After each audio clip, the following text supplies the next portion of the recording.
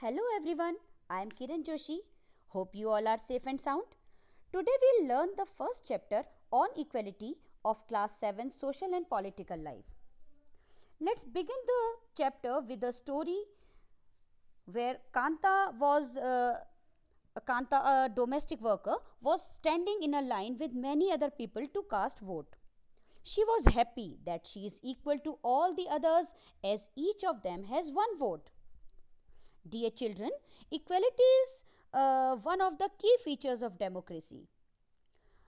We'll try to understand what equality is, why it is important in democracy, and whether everyone is equal in India. You have already read in class 6 that in democratic India, all adults, irrespective of their religion, caste, etc., are allowed to vote. The idea of universal adult franchise is based on equality as it states that every adult, irrespective of their wealth and community, has one vote. But the story doesn't end here. Kanta lives in a slum. She works as domestic help.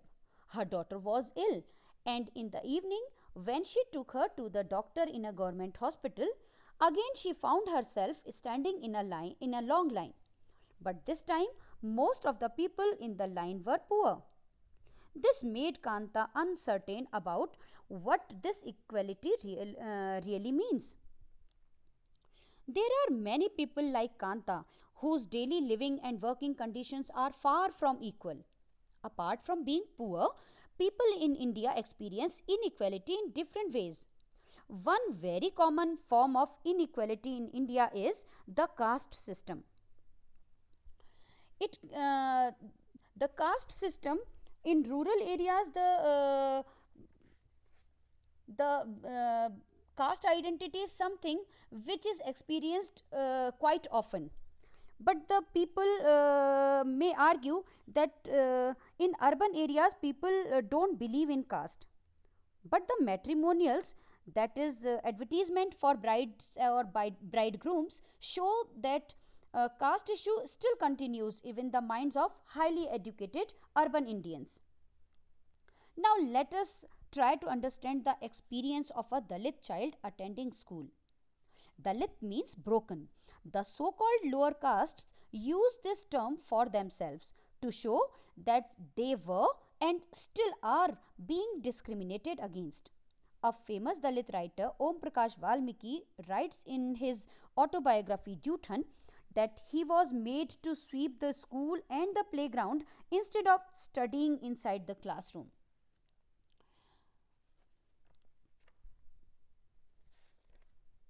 Another story is about Mr. and Mrs. Ansari, who were looking to rent an apartment. They had money, so paying rent was no problem. They approached at many landowners, but the moment the landowners found out their names, they made one or other excuse about how and why they could not rent the house to Mr. and Mrs. Ansari. The property dealer who was helping them in their search suggested them to change their names. The Ansaris refused to do that. It took them a whole month to find a landlady who willingly gave them a place on rent. People are treated unequally due to their caste, religion, caste background, class background, that is social background or economic background, whether female or male, etc. This unequal treatment violates their dignity. For example, the way Om Prakash Valmiki was treated in school hurt his dignity badly and made him feel as if he was less than equal to all other students in the school. And the Ansari's dignity was also hurt when persons refused to lease their apartments to them. However, it was their dignity or self respect that made them refuse the suggestion to change their names. The Indian Constitution recognizes every person as equal. There are several laws to ensure that people are treated with dignity and as equals. Here are some of the provisions in the Constitution that recognize the equality. First, that every person is equal before the law. That means every person has to obey the same laws, whether the President of India or any common person. Second, no person can be discriminated against on the basis of their religion, race, caste, place of birth, or whether they are female or male.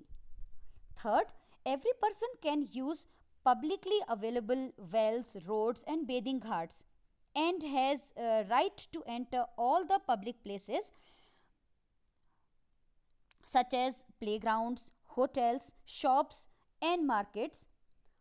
Fourth, untouchability has been abolished.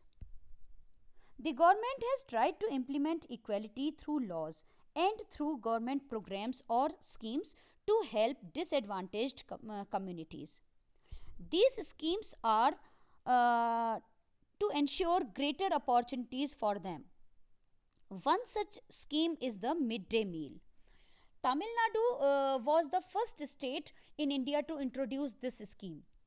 And in 2001, the Supreme Court asked all state governments to begin this program in their schools within 6 months. Under this scheme, all government elementary schools provide children with cooked lunch. This scheme has showed many positive effects. Uh, the first one is uh, more poor children have begun enrolling and regularly attending school. Second, this program has also helped reduce caste discrimination as both lower and upper caste children in school eat their meals together. Third, it helped to reduce the hunger of poor students, thus helped them to concentrate in studies in school. Through the government, though the government tried or tries to increase equality of opportunity through its programs, there are several schools in the country in which Dalit children are discriminated against and are treated unequally. This is because people refuse to think of them as equal even though the law requires it. One main reason for this mm, is because the attitudes of persons change very slowly.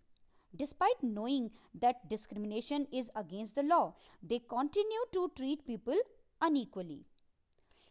The attitudes can change only when people start believing that no one is inferior or lower and that every person is worthy of being treated with dignity. India is not the only country in which there is inequality and where the struggle for equality continues to exist. The issue of equality has been the key issue of to communities struggle around the world. For example, in USA, the African Americans experience inequality in their lives even today.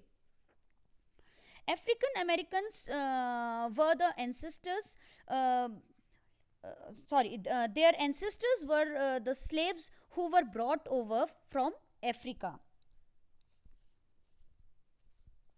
Earlier, they were treated very unequally and denied equality through law. For example, when traveling by bus, they either had to sit at the back of the bus or get up from their seat whenever a white person wished to sit. Rosa Parks, an African American woman, refused to give up her seat on a bus to a white man on December 1, 1955. This incident sparked a big movement against the inequalities towards African Americans known as civil rights movement. After this movement, the Civil Rights Act of 1964 prohibited discrimination on the basis of race, religion, or national origin. It also stated that all schools would be open to African American children who earlier had to attend separate schools specially set up for them. However, a majority of African Americans still face discrimination. Article 15 of the Indian Constitution prohibits discrimination on grounds of religion, race, caste, sex, or place of birth. Whatever we have learned so far, it is clear that no country is completely democratic. So, the communities and individuals try to expand the idea of democracy and continue to struggle for improving the existing laws as well as creating new ones for a greater recognition of equality. Now, there are some questions for revision. First question is, what is universal adult franchise? What is the basis of it? Second question, briefly write about the unequal treatment that Om Prakash Valmiki had to face in his early years. Third, what kind of discrimination was faced by the Ansari family? Fourth, what are the provisions in the Constitution of India in respect of recognition of equality?